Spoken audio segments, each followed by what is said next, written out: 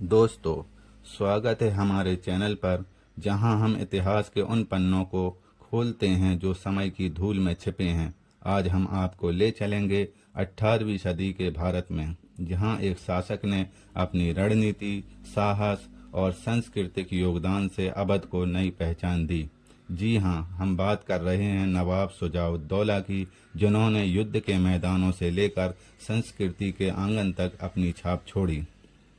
यह उनकी जिंदगी की कहानी है जो आपको इतिहास के करीब ले जाएगी। तो तैयार हो जाइए। शुजाउद्दौला का जन्म 19 जनवरी 1732 को दिल्ली में हुआ था। उनके पिता सफदरजंग मुगल साम्राज्य के ग्रैंड वजीर थे और अवध के पहले नवाब थे। उस समय मुगल साम्राज्य अपनी चमक खो रहा था और क्षेत्रीय शक्तियां उभर रही थीं।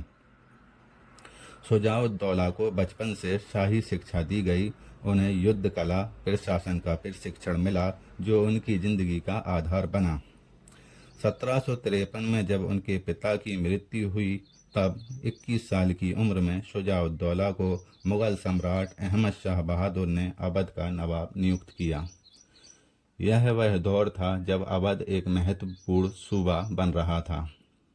शुजाउद्दौला ने फैजाबाद को अपनी राजधानी चुना और इसे सैन्य, सांस्कृतिक और आर्थिक केंद्र के रूप में विकसित किया। उन्होंने अपनी सेना को मजबूत किया, जिसमें कश्मीरी शिया, किदवई और अन्य स्थानीय कबीलों के सैनिकों को शामिल किया। शुजा की दूरदर्शिता ने अवध को एक स्वतंत्र और समृद्ध रियासत की ओर अग्रसर किया। उन्होंने व्यापार को बढ़ावा दिया, सड़कें बनवाईं और स्थानीय कारीगरों को प्रोत्साहित किया, जिससे अवध की अर्थव्यवस्था मजबूत हुई। शुजाउद्दौला का नाम भारतीय इतिहास में तब गूंजा जब उन्होंने 1761 में तीसरे पानीपत के युद्ध में हिस्सा लिया। यह युद्ध मराठों, अफगान शासक अहमद शाह दुर्रानी की सेनाओं के बीच लड़ा गया था। उस समय मराठे उत्तर भारत में अपनी ताकत बढ़ा रहे थे और दुर्रानी ने भारत पर आक्रमण किया हुआ था। शुजाउद्दौला के लिए यह युद्ध कठिन फैसले का समय था। वे शुरू में असमंजस में थे कि मराठों का साथ दें या दुर्रानी का, लेकिन उनकी कूटनीतिक समझ ने उन्हें दुर्रानी के साथ जोड़ दिया। शुजाउद्दौला ने अपनी सेना को मराठों की आपूर्ति लाइनों को काटने में लगाया। उनकी रणनीति ने मराठों को भूख और संसाधनों की कमी से कमजोर कर दिया। 14 जनवरी 1761 में हुए इस युद्ध में दुर्रानी की जीत हुई और शुजा की रणनीति इसमें निर्णायक साबित हुई।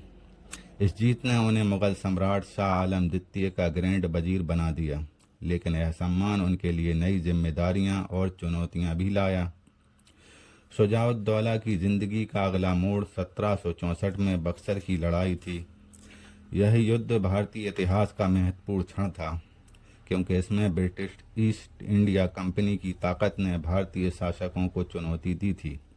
शुजा ने मुगल सम्राट शाह आलम द्वितीय और बंगाल के नवाब मीर कासिम के साथ मिलकर ब्रिटिश सेना का मुकाबला किया।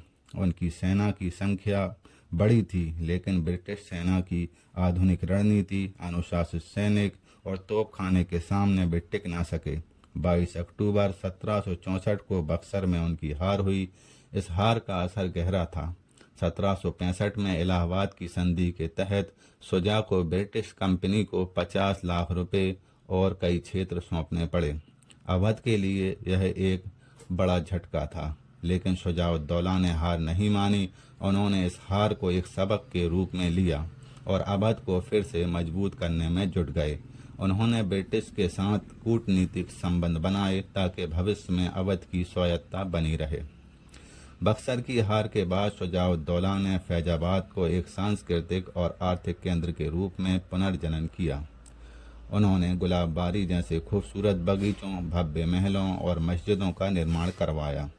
फैजाबाद का मीना बाजार उस समय की रौनक का प्रतीक था, जहां नवाब की बेगमों और कुलीन महिलाओं द्वारा स्टॉल लगाए जाते थे।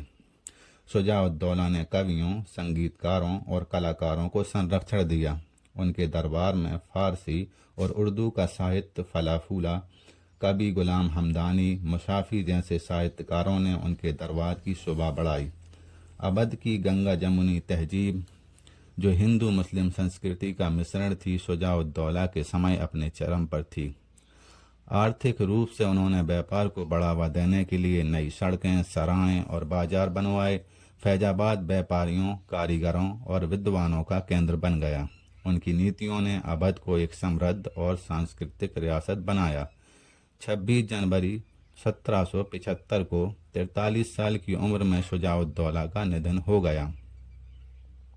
तो दोस्तों, आपको शुजाउद्दौला की कहानी कैसी लगी, कमेंट में ज़रूर बताएं। अगर आप चाहते हैं हम इतिहास के और ऐसे शानदार किरदारों की कहानियाँ लाएं, तो लाइक, शेयर और सब्सक्राइब करना ना भूलें।